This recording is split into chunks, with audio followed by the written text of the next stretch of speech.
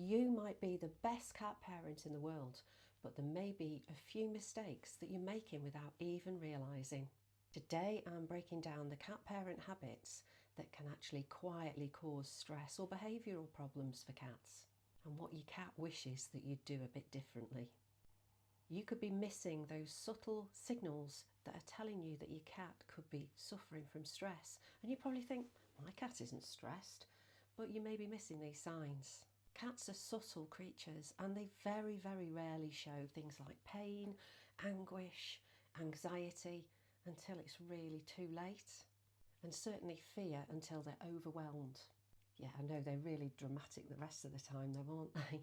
So look for some very subtle stress signals. It could be one ear just tilted to the side, a tail up, twitching, slow blinking, and I know people always pair this with affection, but put it into context. If it's paired with tension or any one of these other signs, then a cat could be stressed because they use this as a coping mechanism. It's a bit like lip licking as well. If they're freezing instead of running, cats have got three main survival instincts: fight, flight, or freeze. And if they're over grooming, so if they're grooming more than normal, you might just think, oh, they're being really careful and attending to themselves. But keep an eye on that. And it's a good idea to keep sort of a regular grooming diary or a behaviour diary, even if it's in your head, so you're aware of how much time your cat normally spends grooming. And what we miss is these early signs, and then the behavioural problems then just creep in.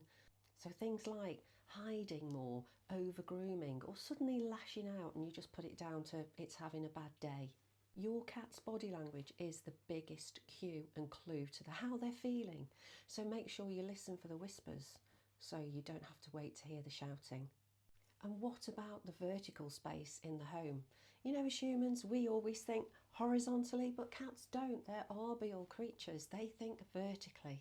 So make sure your home has got enough perches, even if it's something like a bookshelf here, and tall scratch posts and shelves. It could even be a window ledge, but cats can get stressed really easily if they don't have this vertical area that they so desire and need. It's one of their welfare needs, so it's not a luxury, it's a must. Your cat can actually lose half of its territory if you don't provide all of this. If you're providing everything horizontally, very often I see beds on the floor. Well, if you put a bed on the floor, the cat will go to it, but it's not necessarily where the cat would choose to go. So again, think about providing little nooks and crannies that are elevated for cats. If they're getting older, then you might need to lower these down a little bit, but generally think high places for cats helps them relax and certainly helps them feel safe and secure. Adding one tall tree or a vertical space can actually completely change the cat's emotional landscape of their home. Your territory as well, I know, but put these in place because they are a necessity. Another mistake cat parents make is not offering a safe and predictable routine. Cats are creatures of habit and they do thrive on this rhythmic part of their day that is your day too.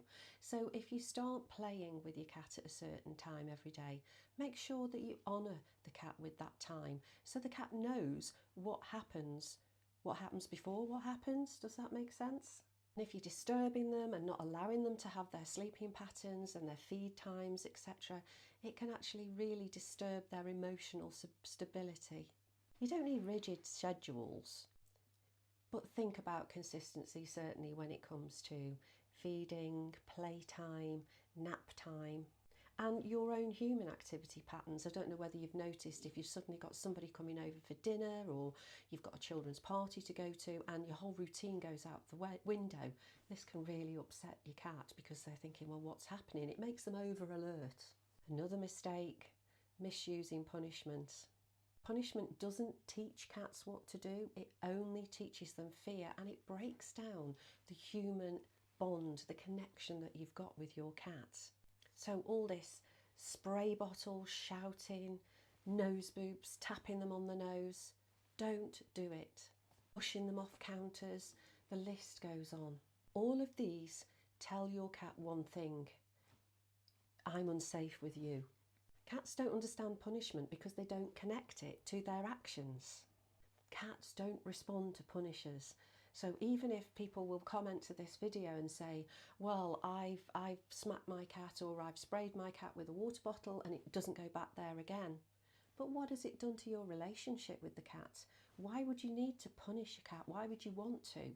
Instead, train alternatives, offer them alternatives, redirect and reward when the cat responds to that redirection, and just make their environment supportive and make you be a cat parent that your cat can trust. Okay, so now I'm into one of the last biggest mistakes, one of the subtle mistakes, and this is not providing enrichment for your cat, not thinking that you need to. Why should you have to? Cats are cats, right? They just go outside, they lie there all day, they might bat a few things around. But I'm talking, these are things that support your cat's welfare physically and emotionally, and they aren't just little sprinkles on the top of a cake. They are the cake. This is what your cat's fundamental needs to have a healthy and happy life. Reduce stress, boredom, prevents behavioural problems, scratching the sofa, the wallpaper. You need daily hunting, activity, play. Okay, you might say, I've got an outdoor cat, it goes outside, why do I need to play? Cats don't play and relax when they're outside. They're always in an alert mode because they are prey too, as well as being predators. So when you offer them their safe play in the home environment, they can relax, they can enjoy it. Scent experiences, sensory experiences, think different smells and textures. Puzzle feeders. You know, if you've watched any of my videos, you know I love a puzzle feeder for my cats. Safe places to hide, mentioned this earlier, and also to climb. And who doesn't love a window to watch the world go by? And you can even pop some bird feeders. It's like a real in-time cat TV experience for your cat. Without some of these, without all of these in fact, frustration can build, and then that's when the naughty behaviour will show itself. So if you've got a cat that's got any naughty issues, look at what you're providing first, not your cat. A bored cat becomes a stressed cat will become frustrated, and then could even become aggressive.